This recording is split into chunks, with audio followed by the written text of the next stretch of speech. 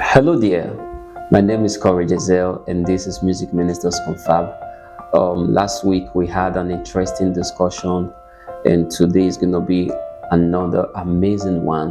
The topic before us is four types of music ministers. I know you're excited to know, are there different kinds of music ministers? Uh, what is Corey Giselle talking about? All right, we're gonna go straight in, but before then, let me lay a foundation. There has been several contradictions about what secular songs should be, what gospel songs should be, and I'll be making that clarification before we start looking into the different kinds of gospel music. But before the um, music ministers, before then there has been a, an issue going on where people have been complaining based on religion before now that some music artists, they sound like secular or worldly artists. Why? Because of their type of sound. The type of sound, we believe that gospel music should be sacred, gospel music should be holy, gospel music should be spiritual, gospel music should be solemn and cool. So when people start sounding like those in the secular world or in the or worldly musicians, there is this, should I call it, abuse that comes on them, and people tag this set of artists to be unspiritual, not really born again. People start telling you, these guys will soon go secular, watch out for them, they will soon go into secular.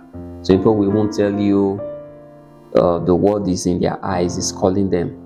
After my teaching today, you are going to understand that there are different kinds of music artists as ordained by God. As ordained by God.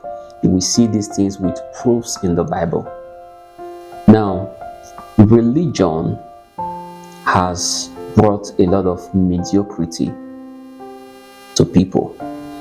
Religion is one of the enemies of growth and the enemy of excellence. Religion has brought a stampede on people's expansion and acceleration in terms of music ministry. It has brought so much mediocrity. Now, sometimes what people see as excellence based on religion is not really excellence. What people feel is acceptable or not acceptable based on religion has brought a lot of questions and a lot of arguments to the scene. Now let's dig right in. Let's dig right in. One thing we must understand is that there are different categories of music ministers. In the book of Mark chapter 16, Jesus was telling the disciples, go into the world and preach the gospel. That scripture, preach the gospel to nations, is talking about influencing systems. You are the light of the world. You are the city on the hill, not the city on the church. You are the salt of the earth, not the salt of the church. A city that is set on the hill cannot be hidden. So you must understand that God has designed it that every one of us as music ministers, there are different channels we are going to take to fulfill God's mandate in our lives. Now, I want you to understand first of all that we may be all singers, we may be all talented, but our message is different. Why? Because we have been sent to reach different audiences. You may be sent to the church audience. You may be sent to the campus audience. You may be sent to the audience in secondary schools and primary schools. You may be sent to the family audience. You may be sent to the economic audience. You may be sent to the banking audience. You may be sent to a political audience. How you achieve your sending or achieve this assignment of your sending is what determines the success of your ministry. Like I've always said, success is not what you are doing compared to what somebody else is doing. The weighing balance of success is and remains your purpose. So singing is not your assignment. Singing is a tool to fulfill your assignment. Your assignment is your unique message that God has given you for your generation. The unique message God has given you for your generation, that is your assignment. So singing is the tool to fulfill that assignment. So you must understand, many singers are frustrated, many are restricted, many are confused because they think singing is their assignment. When I just go to church, I take the mic, I start singing, things will just start happening, doors will just start opening, I will become recognized. No. Recognition comes when you are in the place of your assignment. You understand your core call. You understand the message God has given you to preach. Are you a revivalist? Are you a deliverance minister? Are you a prophetic minister? Yeah.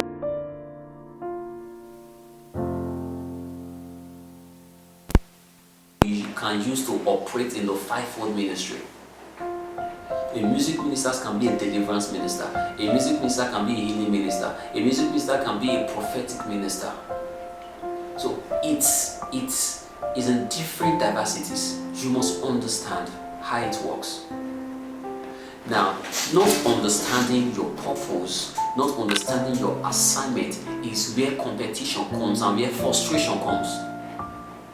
When you start thinking everybody have to be a choir person singing in church, everybody have to be there, or everybody have to go from one church to the other, singing from one church to the other, that's where competition starts setting in, because you don't even know what God has called you to do. The only thing you've been able to recognize is that you can sing, or you have a unique talent, you can dance, and that is all. You don't know what God wants to do with it.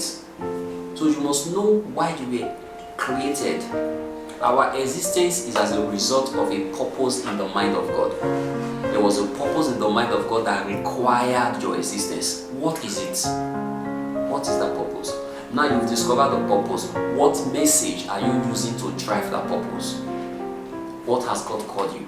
You've understood the message. What structures do you have on ground? What structures are on ground?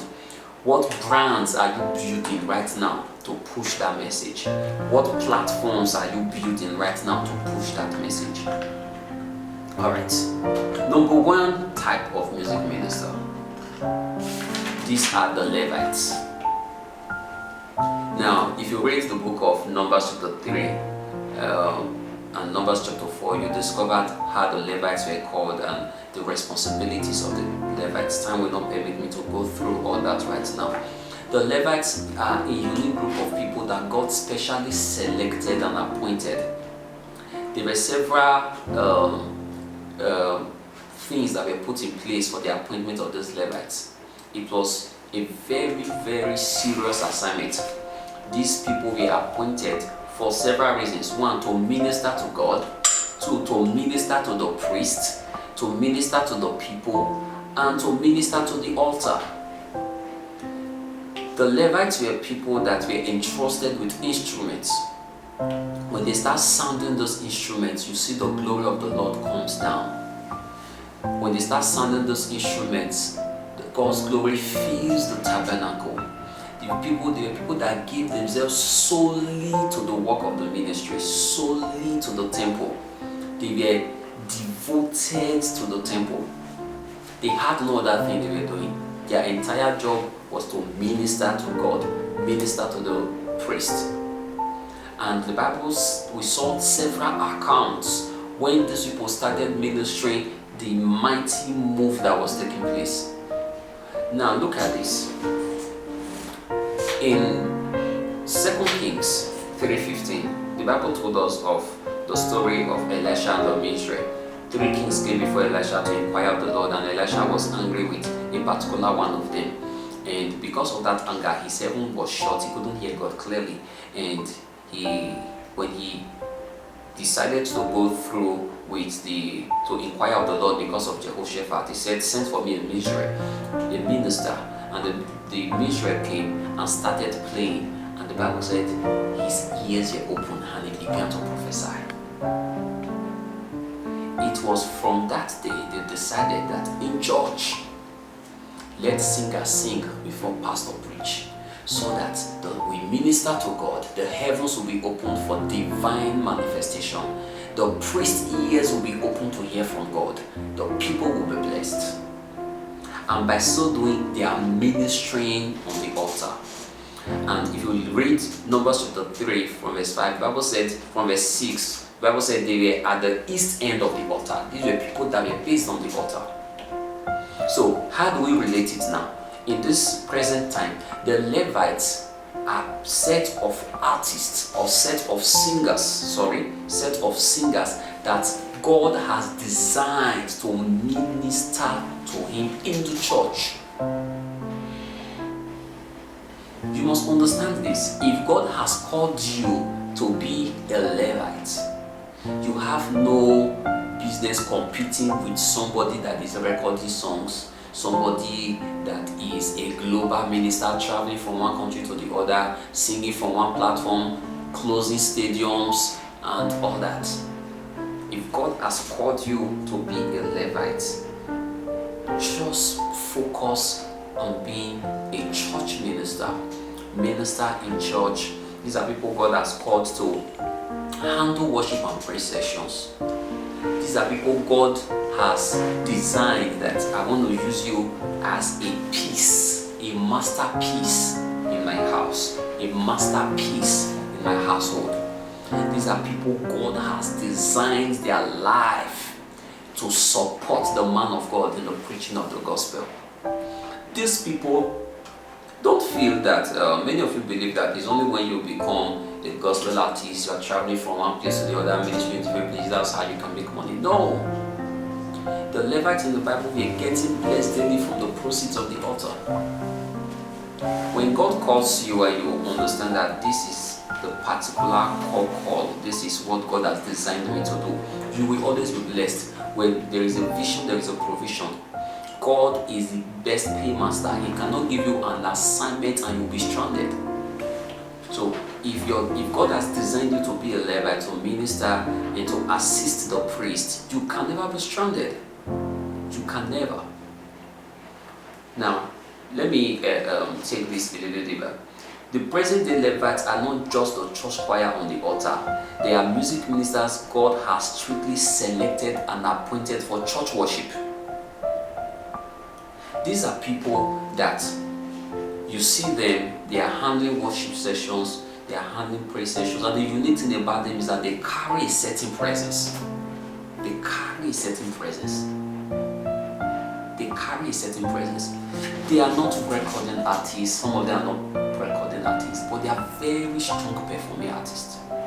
By the time they handle the mic, the presence of the Lord is so sure. Why? Because these are people that are giving themselves to prayers. They've given themselves to the study of the word. In fact, they know how to control the spiritual. When such minister handles the mic, you just see heaven open in a split seconds. It just opens in a split seconds. You know that this one is not just, this one is a Levite. So there are categories of ministers in these present times that God classifies as Levites. You have no business doing any other thing. What God has designed you to do is to be a Levite. And the level of success you see ministry in church, you will not see it when you start recording songs. People will appreciate you when you handle mic to lead worship, but they will not want to buy your songs. As I'm talking now, you know yourself, you know that this is your category. When you are invited, Levites are also invited, yes. They are also invited to minister in other churches, but they prioritize their church because that is their primary assignment. With permission from their pastors, they can go to another ministry to minister, and they are still blessed. Yes, you want to hear me say honorarium, they give them honorarium also. You get it? But their primary place of assignment is their present church, and they are people that are characterized by God's divine presence. They are worded, they are spiritual, there is fire in their bones. When they start ministering, you know God is here. They can change any atmosphere at any given time. These are Levites. They don't really write songs. Some of them have their own songs, some of them don't really write songs, they just sing people's songs. But the most important thing is that you feel the hand of God upon them. You feel the presence of God mightily upon them. The purpose, their core purpose is to serve in church, to serve on the altar as ministers of praise and worship. Like I said, they can also go to other places to minister, but their first assignment is always to give God glory, and their administration is marked by divine presence. They basically minister to God directly. They are capable of moving the hands of God. They barely have their own albums, they barely have their own singles, but they are well blessed in the place of their assignments. These are the Levites. Number two, I call them the number two type of music ministers. I call them the Davidic ministers. The Davidic minister. In the present day terminology, you call them the gospel artists. These are people that function in the industry. Okay, they are people, they are songwriters, they are musicians. These are people that are not restricted to church music. Don't get me wrong here, let me balance this. They can be choir members, but they are not restricted like the Levites to just church music. They are also gospel artists, they are recording artists, they are performing artists, they are artists influencing systems, they are artists that their songs are going viral, they minister in several platforms, they minister in several places, they are just out there like David in the Bible. David wrote so many songs in the Bible. You can read it in the book of Psalms, where he did songs of revival, he did songs of worship, he did songs, several, even songs of warfare David did in the Bible. Alright, but as a gospel artist, you must understand, like I said, the message God is giving you. I've often said that songs are unique messages God gives you for a generation. Songs are unique messages. They are tools of spiritual navigation. Unique messages God has given you for a generation. And I said the other time that when God wants to do something new in mankind or in this dimension of human existence, He creates a season in the atmosphere and causes a person's song to fit that season.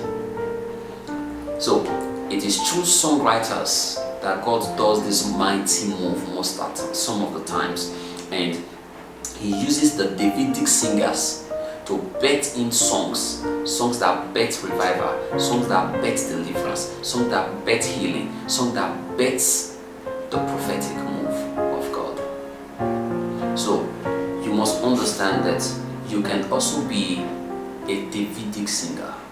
You can be a singer whose songs is encouraging people that are depressed. You do a song and the song just lifts them up. So these are the Davidic singers.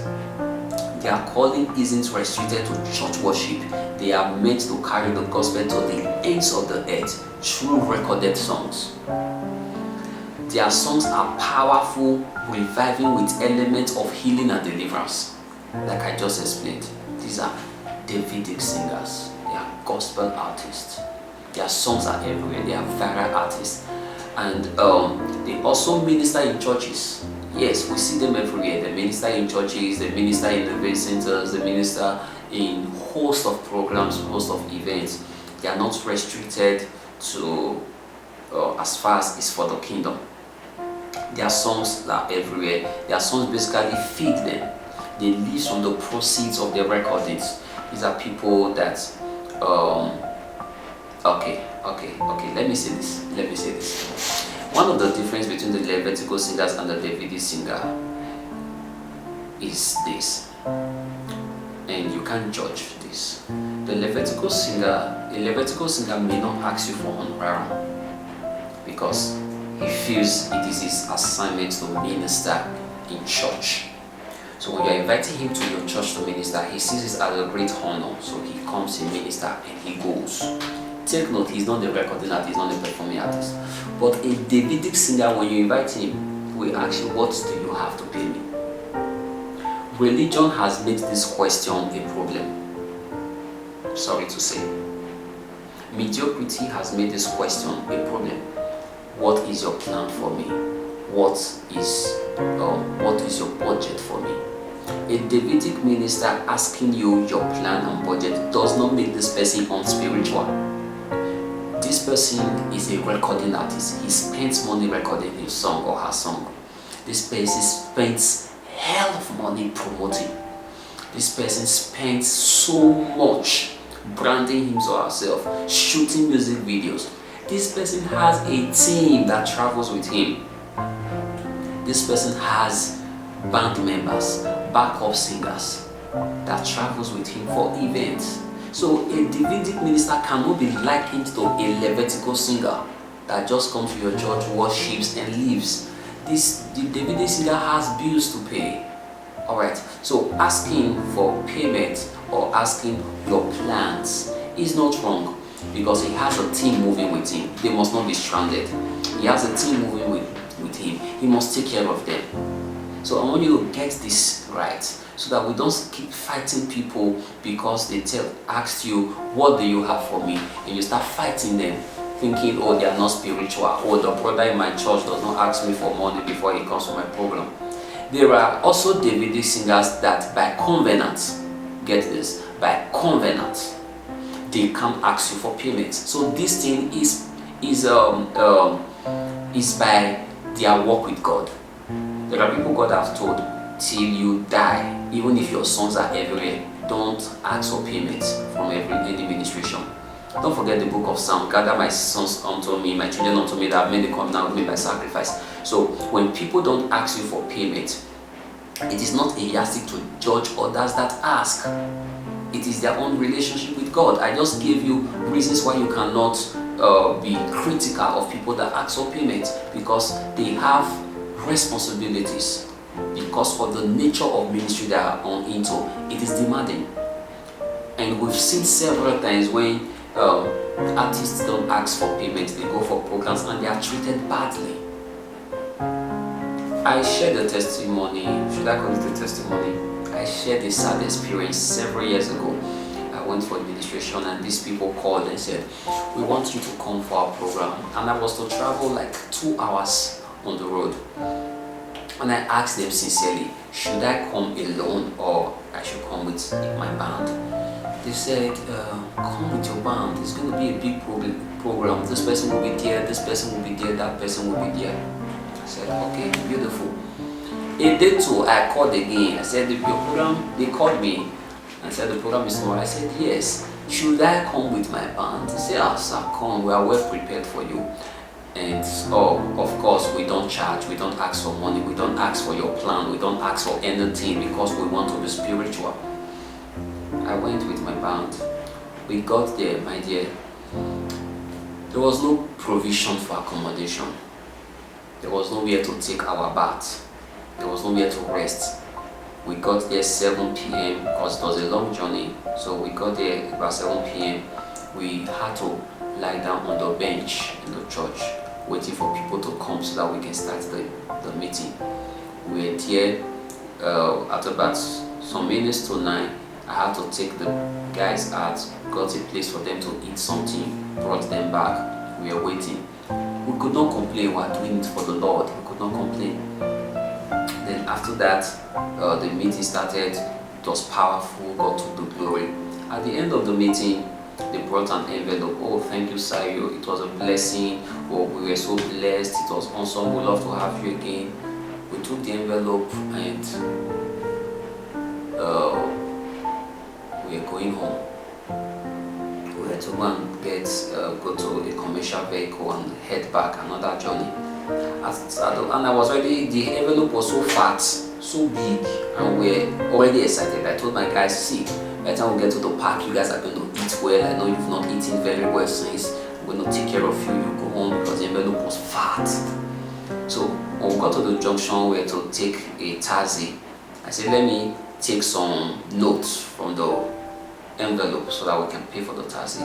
Behold, these people arranged paper inside the envelope and placed 1,000 naira note inside.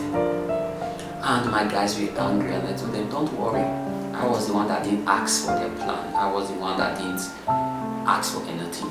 See, having a structure does not mean you are not spiritual anymore.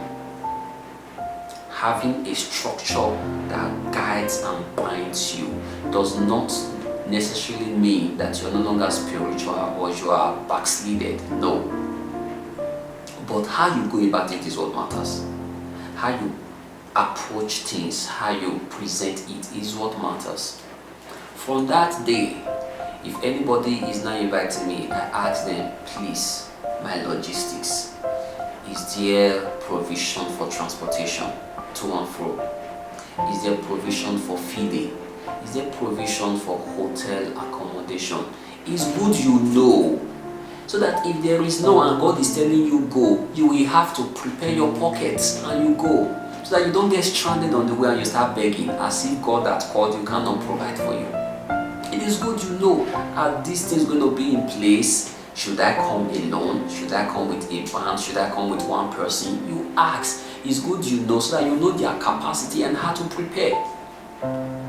So these are the things about the Davidic singer. It is very deep. We don't have time to go deeper than this, but you must understand that these are the things about the Davidic singer that you should know.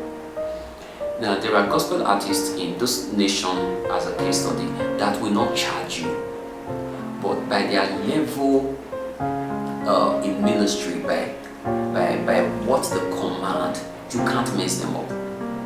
You can't mess them up. You must prepare for them. So if you can prepare for those people, don't take advantage of the young gospel artist that is coming up and that has a covenant with God that he's not going to be charging anybody. Don't take advantage of them. Don't just feel, oh, it's an opportunity to use their talent and their giftings, and you tell them, God bless you, bye, I see you some other time. No, it doesn't work that way. And for you gospel artists that feels, oh, God has called me, I'm a Davidic singer, I'm to go around the world with my songs, I'm to minister healing and deliverance, and you not decided that you are not going to have a job, you are not going to have a source of income, you just want to be a gospel artist, you will not see ministry as a source of income. And making money with your ministry will be your number one target, not to bless lives. At the end of the day, you lose your ministry. You cannot serve God and serve mammon. You cannot serve God and you are serving money. Before they even die, your number is how much is it? No. First of all, find out God's purpose for that invite. What is God saying? What is the plans for this program? Is it for souls to be revived? Is it for souls to be delivered? Is there somebody in dire need of God's help? Father, what is your plan for this event? Should I go? So when you get the direction to go, the next thing, you cannot ask them for your logistics. It's very important you ask to know their plan and to know how it works. So please, as a gospel artist, you must have a source of income. You must have a definite source of income. No matter how little or how big it is, there must be something putting food on your table, because as a Davidic singer, you need to record songs. As a Davidic singer, you need to promote your songs. You need to shoot music videos. You need to promote your songs. This is a problem. Many Davidic singers are giving their pastors headache. The responsibility of a pastor, quote me anywhere, this may go viral, quote me, bind up the brokenhearted. So these are several things. Understanding your message and what God has called you to do is what will define your platform as a Davidic minister. Is what will define your platform. If you have been called as a revivalist to go and revive the lost souls or bring back the lost souls to the kingdom, or as an evangelist to bring back the lost souls to the kingdom, I don't think you have any business ministry from church to church. I may be wrong, but I don't think you have any business going from church to church. I think what you should be doing is creating other platforms. Creating platforms for yourself where this assignment can be meaningful. In a church where people are already burning for God, people are already lively, people are already... It is not it, although people come to church that are not born again, we know. People are in church that the fire has dropped, we know. But the primary place you should be is in darkness, not in light. Light is more appreciated in darkness. Light is not much appreciated in the presence of another light. So where you should be driving your first stop is the darkness. There are music ministers that should be taking advantage of several platforms. Several platforms. There are so many platforms out there that you can channel your ministry to, and you will get so much recognition. So much recognition. The Nigeria comedy industry is growing day by day. In fact, every average Nigerian right now is a comedian. Everybody is doing comedy skits right now. This is something I discovered. And even as far as there are, in as much as there are so many comedians right now, especially when you go to TikTok, their content are so unique and distinct. There is someone talking about, you see one talking about poverty in his skits. Another one is talking about ghosts in his skits. Another one is talking about food in his skits. Another one is focused on politics in his skits. Just different things. Same goal to make people laugh, but different approaches.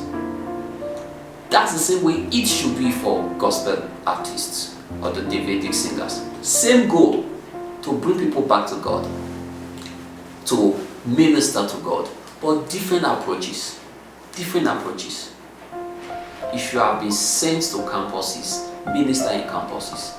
There are people right now that have been sent to marriages they don't know.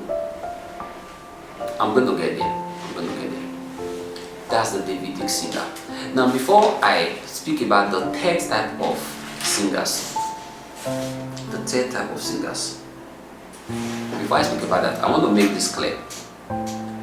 There is secular song, there is gospel song, there is worldly song. A gospel song is not a secular song, and a secular song is not a worldly song. Gospel songs are songs that have strong Christian content, strong gospel content, songs founded from scriptures, from the realities of the finished work of Christ and all that. Songs that have strong Christian roots. These are gospel songs. Then you have secular songs. Secular songs are not necessarily worldly songs. Sometimes what we define as secular songs are not really secular songs, they are worldly songs. Looking at it from the picture of the kingdom. The national anthem, Arise, O compatriots. The Nigerian national anthem is not a worldly song. It's a secular song, and it's not a gospel song. Songs that speaks against rape is not a worldly song, it's a secular song, even if it's not a gospel song. Song that speaks to the government, speaks against bad government, may not be a gospel song that have all the church, God inside, that have Jesus inside, but it could be a song that God can use to change the economic situation of a nation. So there are songs that you call inspirational songs that are actually classified as secular songs, not worldly songs. Worldly songs are songs that talks about, song that does not give glory to God in any standard, song that does not exalt the name of God songs that promote nudity, songs that are against the principles of God. Those are worldly songs. So, can a gospel artist, can a Davidic minister, or can a singer in the kingdom sing a secular song? Yes. Can a singer in the kingdom sing a worldly song? No. We need this, like I just said, this is the problem we're having. Everybody wants to sing about the Bible. Everybody wants to sing about the scripture. Everybody wants to sing about God and about Jesus, which is good and awesome. But we need people that will take the gospel to the world. People that will take the gospel to nations. People that will influence systems. People that will change the politics with the gospel. People that will influence the world with the gospel.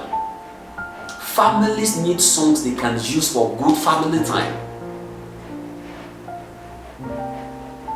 Valentine was here the other day. Christians were playing worldly songs because there are no gospel songs in circulation to have a nice time. I don't know how best to explain this. And the problem is, when you start seeing a Christian singing a song that does not carry God or Jesus, you say the best person has backslided. No. This takes me to the next type of gospel singers, which are the Solomon type of singers. Have you read the book of Solomon? Have you seen his content and his lyrics? Does it mean that Solomon is in hellfire right now? You must understand that though God is in need of singers he will use to influence systems. He's in need. He's looking for a man that he will use to influence on certain systems. I have seen Christians leaving the church and you enter the car, they are playing worldly songs. I cannot say secular songs, worldly songs. I was invited to minister in a place. As they came to pick us from the hotel, we entered the car and the person that came to pick us was playing a worldly song. We finished ministry, came out, we entered, and the person was playing a worldly song. And one of those that were with me told him, "Oga, please, with this unction, can you off that song?" Is that bad? Is that bad? Who is best qualified to sing about love? Is it a person that does not know anything about love or one that knows about it? Of course, it's the one that knows about it. So let me ask you, who knows about love more than the Christians that has experienced the love of Christ? The true love is the love that Christ has shown us. So who best and who is in the best position to interpret and express that love and sing about that love than the person that has experienced the love of Christ? You can be singing about love, about the love of Christ, singing about the government, singing against rape, singing against intimidation, singing against stuff like this, yet you are not a smoker, you are not getting high, you are not promoting nudity, you are still maintaining the principles of Christ even when we are not hearing Jesus and God inside your song. And the world will so appreciate you. You will be shocked the kind of platforms you will be getting weekly to minister. Where are the gospel artists that are singing songs for couples, for marriages? Christian marriages every Saturday, people play worldly songs. Why? You can't be critical of them because they've not seen many of those songs that talks about love, talks about companionship, that does not carry lyrics that are not ordained by God. So these are the things you need to know. there is something about the Solomon kind of singers. They have a very strong ministry of reconciliation. You may not know. Very strong ministry of reconciliation. There are people that will influence you. They may not dress the way you like. They may dress the way that you will look at them and you feel super not spiritual. But they pray more than you. They study more than you. They are more devoted and more communicative to God more than you. With God more than you. So there are people that have a very strong level of influence, very strong ministry of reconciliation. They penetrate you with their song. They will not come and start talking so much about Jesus, God, Bible, die, Satan, hellfire. They will not bring those lyrics to you. But the way they will come, you will not know that they are taking you on a trip that will take you to eternal life. They will come and ensure that you stop smoking. They will come and ensure you stop drinking. They will come and ensure there is no more fighting and quarreling. At the end of the day, they take you back to the love of Christ, to show you the real love. These are the artists God is looking for. These are the artists God is looking for. The Solomon type of singers. Please, this type of singers are not sinners, neither are they worldly. They are simply fulfilling purpose. If you come across them, hug them and honor them. They are fulfilling purpose. And these are people that have been able to discipline themselves. Because you cannot be in the world and you've not been able to discipline yourself and you are trying to change a worldly person. You will be corrupted. These are people that have been able to discipline themselves. Very high level of discipline. So they can come mix with those people and take them out from corruption. Okay. Beyond their outward appearance and legal phrases, they are solid believers with good word background and fervent prayer life. These are the things about this set of people. So, I've said so much today.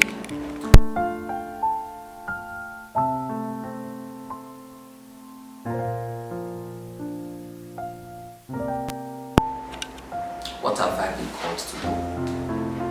What type of music minister has God called me to be?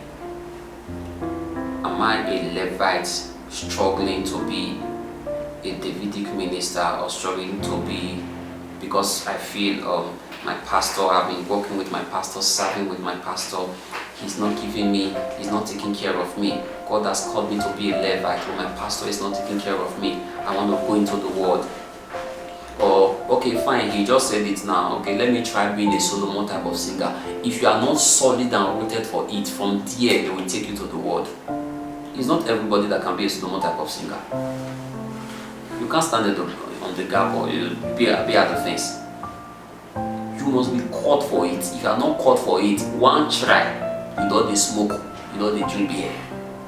You must be called for it. I don't want you to be discouraged. I'm talking about the Levite now. God has called you to minister in church and support the man of God. I don't want you to be discouraged. The Spirit of God said I should talk to you. Don't be discouraged. Don't be discouraged. Now, I'm going to talk about number 4 shortly.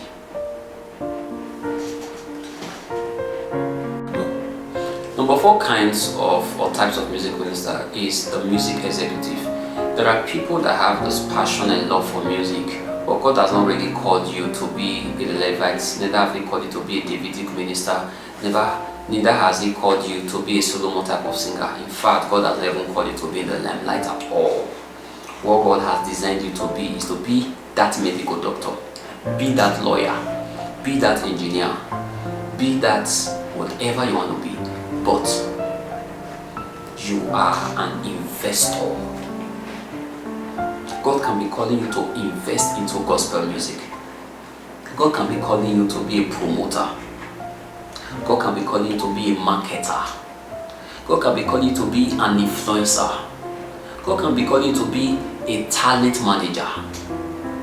God can be calling you to be a director. God can be calling. It's so broad. The industry is so broad that you don't have to be the gospel artist before God blesses you. So the number 4 type of music minister is the talent manager. You are so inclined musically. You are so enriched with so much music knowledge. You are an executive. So you have grown from just being the artist or the singer. You are now the investor. You are now the manager. You are the one managing talent. You are the one coaching, directing, controlling, ensuring that more gospel giants arise in the music scene. You are the one raising the music armies for the end time revival.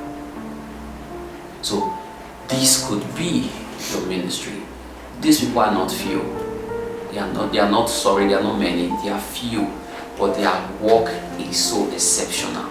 We have few of them in this nation that are giving artists platform. They are music ministers giving artists platform, allowing these artists to climb their shoulder and influence the world, taking the world by storm, penetrating systems, penetrating different mountains of entertainment. So I want you to design which one you are. Are you a Levite? Are you a Davidic minister? Are you a Solomon type of singer? Are you a music executive? By the time you design all of this, you will now come to a realization that what you think was your mandate and your ministry probably wasn't really your assignment. I'm going to stop here and I'll see you next Thursday for Music Ministers Confab.